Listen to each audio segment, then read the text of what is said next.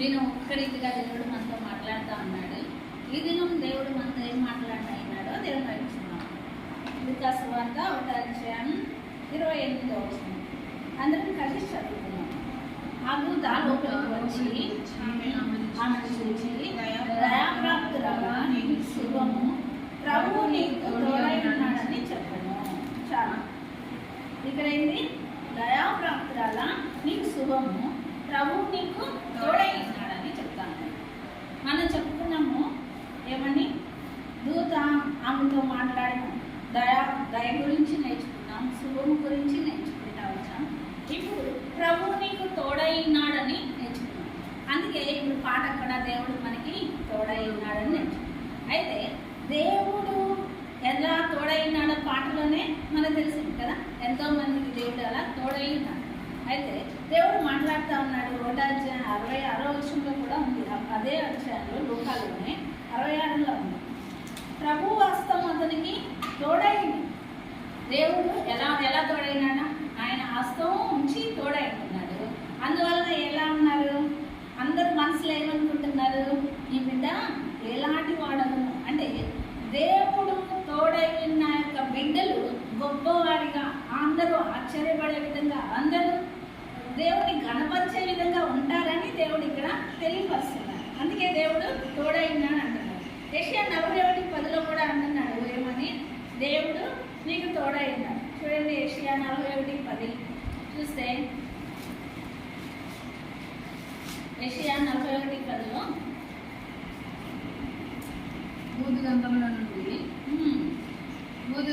నుండి నేను పట్టుకొని దాని కొనల నుండి తీసుకుని వాడా, నీవు నా దాసుడు అనియు నేను నిన్ను ఉపేక్షింపగా ఏర్పరచుకుంటున్నాను. నేను నీతో చెప్పి ఉన్నాను. నీకు తోడై ఉన్నాను. భయపడకుము. నేను నీ దేవుడినైనాను. దిగులు పడకుము. నేను నిన్ను బలపరుతును. నీకు సహాయం చేయబడను నేనే. నీతి అను నా దక్షిణ హస్తముతో నిన్ను ఆదుకొనును. యెషయా గ్రంథకర్త ఏం మాట్లాడుతూ ఉన్నాడో చూస్తే ఏమంటా ఉన్నాడు?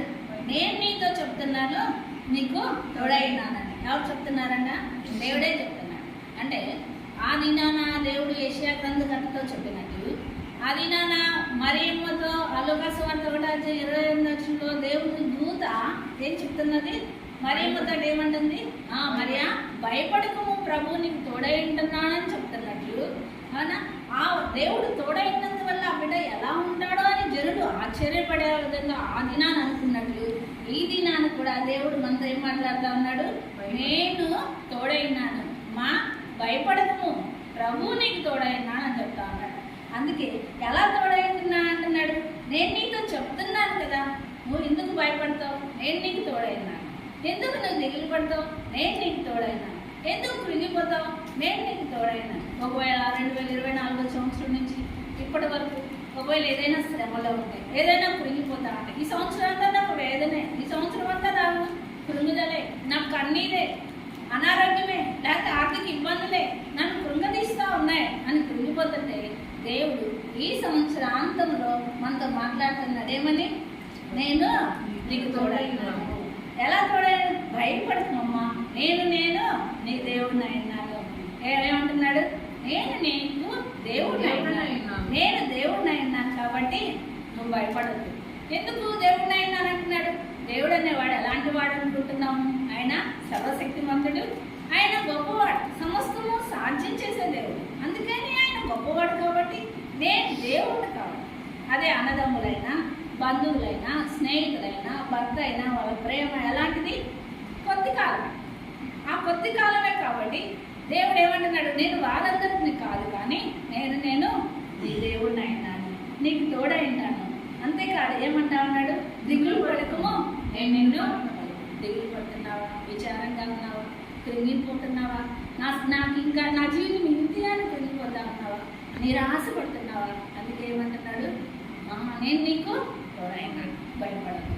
ఈ సంవత్సరంలో దేవుడు మనల్ని 2025 సంవత్సరాలు ప్రవేశించబోయే ముందుగా దేవుడు మనతో మాట్లాడుతున్నాడు, మనల్ని ధైర్యపరుస్తున్నాడు.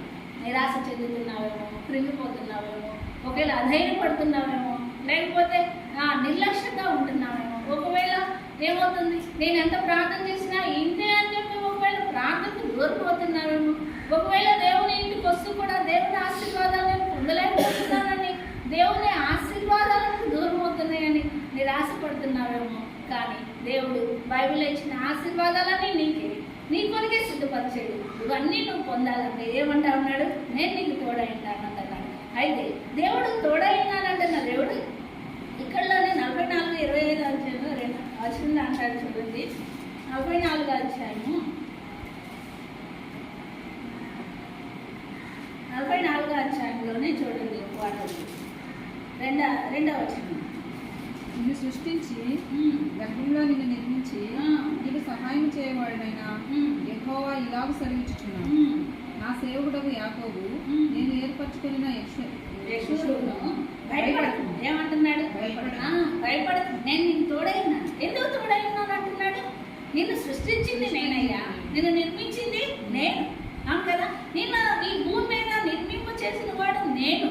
అందుకని నిన్ను నేను కాపాడటానికి నీకు నేను తోడైనా. ఒకవేళ నన్ను కాపాడేవారు ఎవరు లేరు అనుకుంటారు, తల్లిదండ్రులు లేరు, బంధువులు లేరు, స్నేహితులు లేరు, అందరూ విడిచిపెట్టారు అనుకుంటారు. కానీ ఈ దినాన దేవుడు మనతో మాట్లాడుతున్నాడు. ఏమంటున్నాడు? నేను నిన్ను సృష్టించున్నాను, నీకు సహాయం చేయవాడును నేనే. అంతేకాదు, ఏమంటున్నాడు? భయపడకును అంటా ఉన్నాడు 2వ వర్షంలో. 5వ వర్షంలో కూడా అంటున్నాడు చూడండి, ఒకడు నేను యెహోవా వాడను, మరి ఒకడు